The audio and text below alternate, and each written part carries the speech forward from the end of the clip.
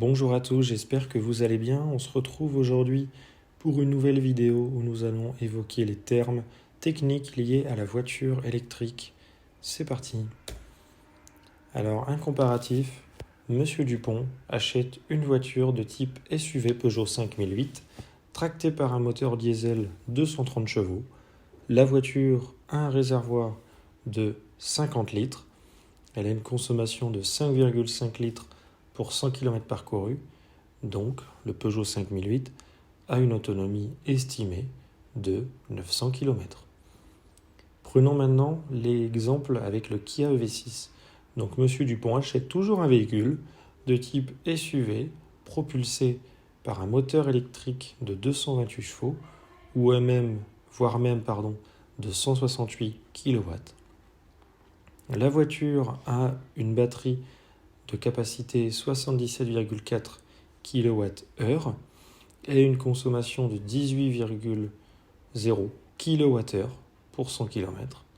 Donc, M. Dupont a une autonomie de la capacité de la batterie divisée par la consommation, soit 430 km. Les deux exemples prouvent bien qu'une voiture thermique a des termes différents d'une voiture électrique, mais que le principe reste le même. Passons au comparatif des termes. Une unité de puissance s'exprime en kilowatts, donc 1 kW égale 1000 watts, qu'on soit en thermique ou en électrique. Une unité d'énergie, c'est-à-dire une puissance consommée pendant un temps, s'exprime en kilowattheure ou en wattheure. On parle généralement de kilowattheure, c'est les kilowattheures qui nous sont facturés chez nous à notre domicile. Donc 1 kWh égale 1000 watts consommés pendant une heure. L'unité de différence de potentiel électrique, c'est le volt. Pour une prise secteur monophasé standard comme nous avons tous chez nous, une prise sur laquelle nous branchons notre téléphone, nous branchons la télé, le fer à repasser, on a 230 volts, c'est-à-dire 230 unités de différence entre la phase et le neutre. Pour une prise triphasée, on peut en avoir parfois dans les anciennes maisons, on a une différence de potentiel de 380 volts. On a également les batteries qui, elles, sont en 380 volts pour la plupart des véhicules électriques, sauf pour la Kia EV6, la Porsche Taycan et la Ioniq 5 qui ont des batteries 800 volts. C'est les premiers châssis à faire des batteries en 800 volts. On verra après pourquoi 800 volts. La conversion du cheval vapeur en kilowatts. Alors, on commence à s'y intéresser. C'est écrit notamment sur la carte grise. C'est pas écrit sur la carte grise le nombre de chevaux, mais le nombre de kilowatts. Donc, un cheval vapeur égale 736 watts égale 0,736 kW. La puissance d'un moteur, qu'il soit thermique ou électrique, peut être précisée en cheval vapeur ou en kilowatts. Le stockage de l'énergie est exprimé pour un véhicule thermique en litres. On parle de 30 à 70 litres de gasoil pour notre Peugeot 5008 ou pour d'autres modèles, par exemple.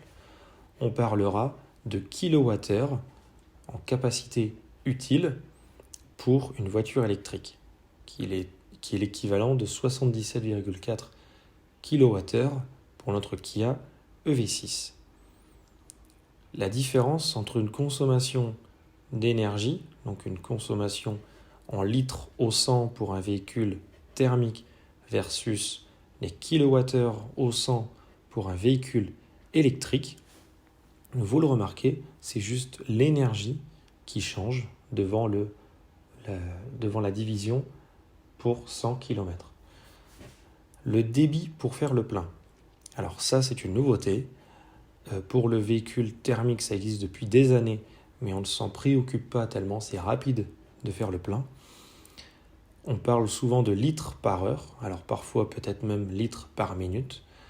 on est moins concerné puisqu'il nous faut entre 1 et 3 voire 4 minutes pour faire le plein sur un véhicule thermique, alors qu'il nous faut entre 18 minutes et 3 voire 4 heures pour un véhicule électrique, mais on ne parle pas de la même énergie.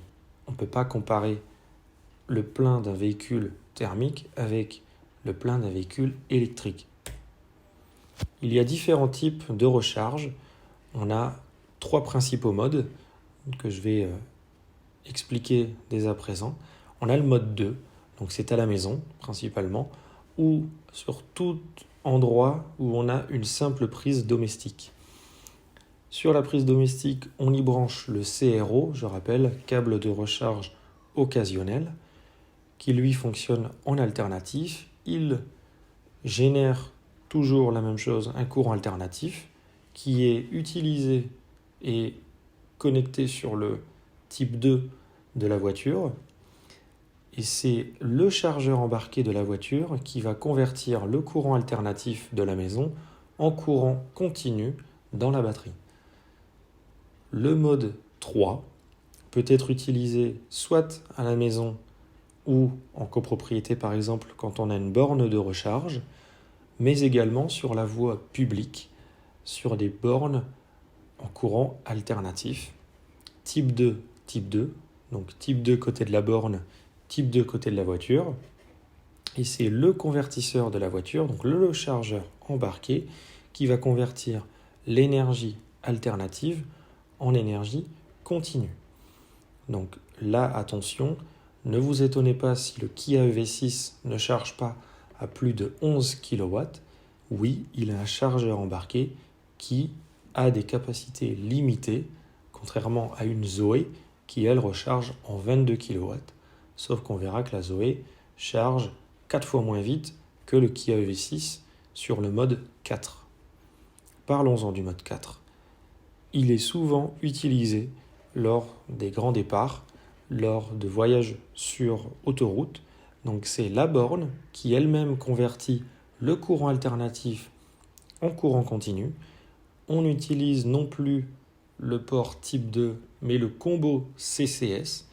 Et c'est la borne qui va envoyer l'énergie directement dans la batterie sans passer par le chargeur embarqué. Et là, on peut atteindre des puissances jusqu'à 233 voire 238 kW pour la Kia EV6. Sur une prise domestique, on peut aller de 10 A à 16 A. Tout dépend des chargeurs, du câble de recharge occasionnel. Il y a certains câbles qui peuvent aller de 8 à 10 voire 12 A, c'est le cas pour le Kia EV6, mais on peut monter jusqu'à 16 A avec le chargeur de la Zoé, le câble CRO de la Zoé.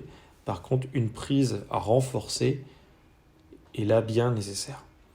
Donc, ce type de recharge peut être utilisé au domicile sur une installation monophasée principalement.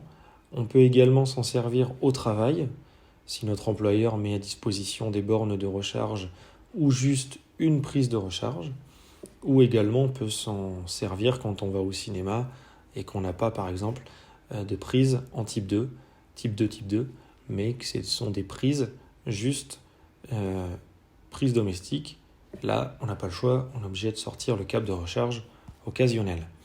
On est limité au maximum à 3,7 kW, soit 3700 watts. Le mode 3, donc je vous le rappelle, c'est le mode où on a une borne de recharge, voie publique par exemple, c'est le chargeur embarqué de la voiture qui convertit le courant alternatif en courant continu. On peut aller soit de monophasé, donc c'est ce qu'on a tous à la maison, donc on peut partir de 16 A, 3,7 kW, ce qu'on a, je le répète, en général chez nous. On peut monter sur des installations spécifiques en monophasé jusqu'à 32 A, donc 7,4 kW, 7400 watts. On peut, lorsqu'on a des anciennes maisons ou des granges ou autres que sais-je, monter également sur des bornes publiques en triphasé, donc c'est-à-dire 16 A 11 kW. Puis enfin, toujours en triphasé, on peut monter jusque 32 ampères, 22 kW. Alors je vous montrerai après que la Zoé a une capacité de recharge en courant alternatif 2 fois supérieure au Kia EV6 en courant alternatif, ce qui n'est pas le cas pour la Zoé qui recharge 5 fois moins vite en courant continu. On le verra après. Le mode 4, enfin vous l'aurez compris, c'est celui qu'on retrouve sur les autoroutes ou dans les grandes villes. C'est celui qui peut nous amener à recharger beaucoup plus rapidement, donc en général de 24 kW, 22-24 kW jusqu'à 350 kW sur les bornes Ionity en courant continu. Parlons maintenant des puissances de recharge. Je vais comparer 4 modèles. Le Kia EV6, la Tesla Model 3, SR+, la Dacia Spring, la première du marché, la voiture la moins chère du marché électrique, et la Renault Zoé. La Kia EV6 a une puissance de recharge maximale de 11 kW versus 233 en courant continu. La Tesla Model 3 est-elle également bridée à 11 kW en courant alternatif. Par contre, en courant continu, elle recharge moins vite que la Kia EV6. Tesla Model 3 recharge à 170 kW sur une borne Ionity, par exemple. La Dacia Spring, elle, a un chargeur embarqué de 6,6 kW en courant alternatif, voire 30 kW en courant continu, pour la finition Dacia Spring Confort. Enfin, la Renault Zoé R135 a une puissance de recharge de 22 kW, 2 fois plus que le Kia EV6, mais c'est là où est la différence, c'est qu'en courant continu, elle ne monte qu'à 50 kW, quand la Tesla Model 3 et la Kia rechargent 3 à 4 fois plus vite. Parlons des temps de recharge. Les temps de recharge diffèrent en fonction de la puissance de la borne, mais également du SOC, donc c'est-à-dire le state of charge, ou autrement dit le niveau de charge batterie, avec lequel nous démarrons la charge. Pour rappel, Automobile Propre a mis un simulateur de temps de recharge qui est assez bien conçu. Voici les résultats. On s'aperçoit que en courant alternatif, qu'on soit sur une borne 22 kW ou 43 kW, le Kia EV6 ne chargera pas à plus de 11 kW puisque c'est la puissance maximale du chargeur embarqué.